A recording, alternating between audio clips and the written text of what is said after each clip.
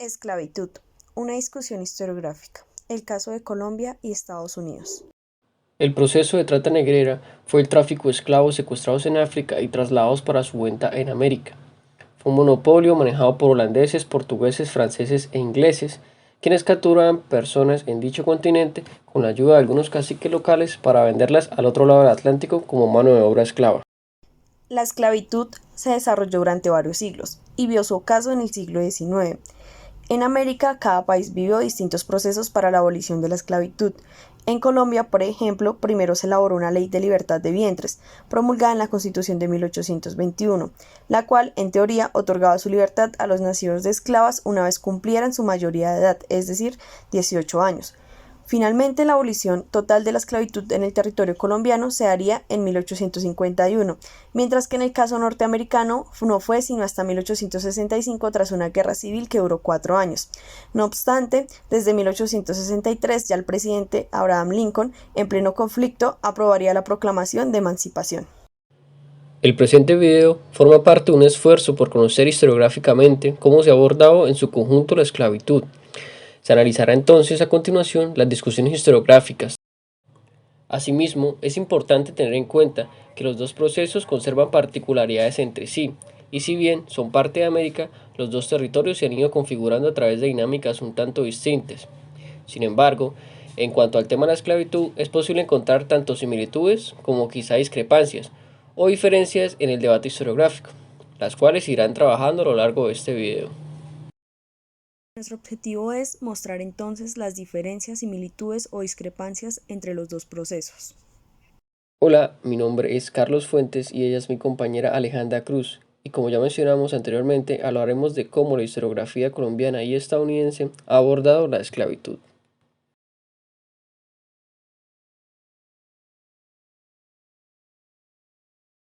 Para el caso de Colombia, en palabras de Alfonso Múnera, un balance de la historiografía colombiana a este respecto, en uno de los sentidos más importantes, no es sino el registro fascinante de cómo, poco a poco, en un proceso extremadamente tímido, se va delimitando la presencia cada vez más significativa de la esclavitud negra en nuestra historia.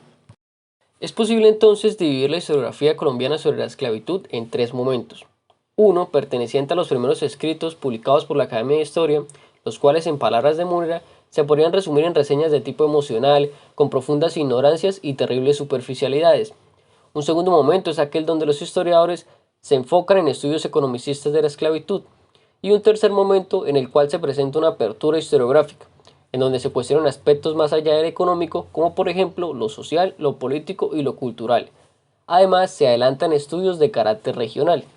Para el presente video, nos centraremos en la última etapa con el fin de entender los estudios recientes del tema que nos ocupa. El preguntarnos por otros aspectos más allá de lo económico ha permitido estudios enfocados a el papel activo que jugaron los esclavos en las guerras independentistas, la mujer como actor social de la compleja sociedad colonial, el cuestionamiento hacia las políticas abolicionistas de principios de la era republicana y la familia, entre otros. Estos son los temas específicos que nos permitirán elaborar un ejercicio comparativo entre la producción historiográfica de ambos países, a saber, el papel activo de los negros esclavos en la guerra, en el caso colombiano la guerra de independencia y en el caso estadounidense la guerra civil, y los estudios sobre la mujer negra en el marco de la esclavitud. Roger Pita, en su texto El trato a los esclavos durante la independencia de Colombia, publicado en el 2012, nos menciona que la historia del negro, así como la de otros grupos subalternos de la sociedad durante el proceso de independencia, apenas se está construyendo y por supuesto ha cobrado un especial auge durante las celebraciones del Bicentenario. Dentro de estos estudios se han ido desarrollando algunos trabajos en torno a la participación de los esclavos en la guerra de independencia. El mismo texto ya citado da fe de esto, además de que este autor, Roger Pita, publicaría ese mismo año un libro denominado El reclutamiento de negros esclavos durante las guerras de independencia de Colombia 1810-1825. Por otro lado, Jorge Enrique Conde Calderón publicaría en el año 2019 un texto denominado De esclavos a soldados de la patria, el ejército liberador como garante de la libertad y la ciudadanía. Si algo resalta en estos estudios es la activa participación del esclavo en las guerras independentistas para obtener su libertad y por supuesto la gran importancia que tuvo este para la formación de la nación. Si bien es un enfoque en auge, parece bastante prometedor, ya que reivindica el importante papel del esclavo afroamericano en las pugnas independentistas. Otro de los temas en auge sobre la esclavitud en Colombia parece ser el enfoque sobre la mujer negra. Algunas publicaciones que lo demuestran aparecerán en pantalla. Como vemos, hay una producción en crecimiento de textos historiográficos con perspectiva de género como centro de sus discusiones. Estos trabajos, que abordan diversos aspectos de la vida de la mujer negra, son muestra de que los estudios sobre la esclavitud se están volcando a perspectivas más allá de las económicas y se centran en cuestiones sociales y culturales.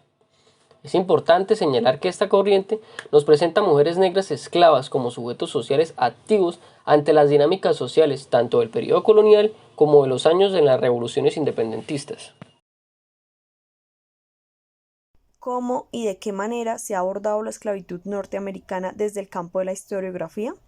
Al igual que en el caso colombiano, la historiografía sobre esclavitud norteamericana se divide en tres etapas, de acuerdo a María del Carmen Barcia en su texto La esclavitud moderna en la historiografía americana, 1974-1994, que si bien no maneja una temporalidad tan reciente, nos ofrece un panorama bastante interesante sobre cómo y quiénes han trabajado la esclavitud. La autora nos dice que, para contribuir a la mejor comprensión del devenir historiográfico de la esclavitud moderna en los años que nos ocupan, se propone una periodización tentativa en dos etapas claramente conformadas y una tercera que comienza a germinar. En la primera de ellas se tendió a explicar las causas del resurgimiento de la esclavitud y su relación con el desarrollo del capitalismo, precisamente porque sus académicos se formaron bajo la metodología marxista. La segunda etapa se expresa a través de dos grandes variantes, una económica y otra social. Es en la variante económica donde se produce la eclosión de los estudios cliométricos, es decir, la tendencia que se conoce como la nueva historia económica, sobre todo en los Estados Unidos, y se abordan también los precios y los mercados de los esclavos. En cuanto a lo social, se observa la influencia de la llamada historia de las mentalidades o nueva historia francesa. La tercera y última está en proceso de gestación y consiste en repensar la esclavitud como fenómeno generalizado a toda la sociedad y no solo a las plantaciones, es decir, entender la relación que existe entre el esclavo que deviene hombre libre y las complejidades de este nuevo estatus lastrado por concepciones racistas que tuvieron su génesis en ese sistema coercitivo. Otro texto que nos pareció conveniente trabajar fue la historiografía de la esclavitud, especialmente el capítulo La esclavitud en los Estados Unidos y el activismo de la memoria de Montserrat Huguet, puesto que menciona varios planteamientos que la historiografía reciente ha venido trabajando. Por un lado, el interés de los historiadores por abandonar la historia tradicional con respecto a la esclavitud y los procesos históricos post-abolicionistas se hizo evidente, tanto que, abro comillas, el ritmo de los tiempos les apremiaba a revisar estereotipos, actualizar temas y sobre todo a dar voz a los sujetos, que en los relatos sobre la esclavitud de comienzos del siglo XX eran objeto y no actores de la narración. Al hablarse de la esclavitud se mencionaban los modos de la institución y sus efectos, dejando en un segundo plano a los objetos de la misma, los esclavos. Estos nuevos planteamientos obedecen a la tercera etapa que se mencionó anteriormente, pues empiezan a aparecer planteamientos que, aunque son de carácter controversial, no se alejan de la realidad, como por ejemplo sostener que el racismo es una consecuencia de la esclavitud y no al contrario, como se venía manteniendo hasta la fecha. Gracias a Eliot y August Meyer y su libro De la plantación al gueto, una historia interpretativa de los negros estadounidenses, se abandona la tradicional historia de la esclavitud en la que negros y blancos tenían protagonismo a partes iguales. Ahora se pone el foco en el análisis de los elementos que definen la esclavitud de facto, sin atender a los matices de la cobertura legal o los principios ideológicos que la sostienen, entendiendo que la esclavitud es un hecho persistente, que no acaba con la abolición, sino que se instala en los estados del sur y puede llegar a tomar formas de discriminación racial y segregación. Un texto que responde a este debate, es decir, el de repensar la esclavitud como un fenómeno regeneralizado en todas las sociedades y, además, el de empezar a darle un papel más importante al esclavo, es Enseñando esclavitud dura, esclavitud americana, en donde se cuestiona la forma en cómo se está enseñando el tema de la esclavitud a los norteamericanos. Efectivamente, Estados Unidos, el país de la democracia, esclavizó y sometió a la población africana a la condición de servidumbre. Sin embargo, el texto propone mostrar la historia dura y real, pero sin hacer quedar al país como un monstruo, más bien entendiendo que actuó de acuerdo a unas dinámicas propias del contexto histórico en el que se situó. Otro planteamiento interesante y que tiene aún más relación con lo anteriormente mencionado es que en el presente se pueden ver las secuelas del esclavismo en aspectos como el racismo y la pobreza en la que actualmente viven los afroamericanos. Asimismo, entender que es una ideología hacia la supremacía blanca la base de la esclavitud y posteriormente del racismo.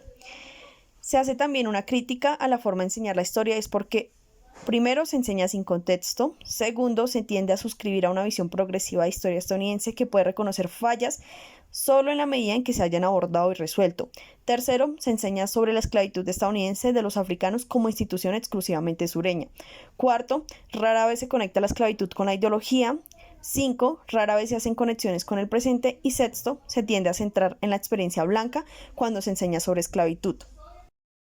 Otro tema que ha generado debate entre la historiografía esclavista y que permite hacer un punto de comparación con la historiografía colombiana es la típica visión del esclavo como un sujeto servil y pasivo, pues no es del todo cierto que los esclavos se mantuvieran sumisos. Muy al contrario, provocaron que la sociedad esclavista estuviese permanentemente atemorizada gracias a los repetidos levantamientos e intentos de huida.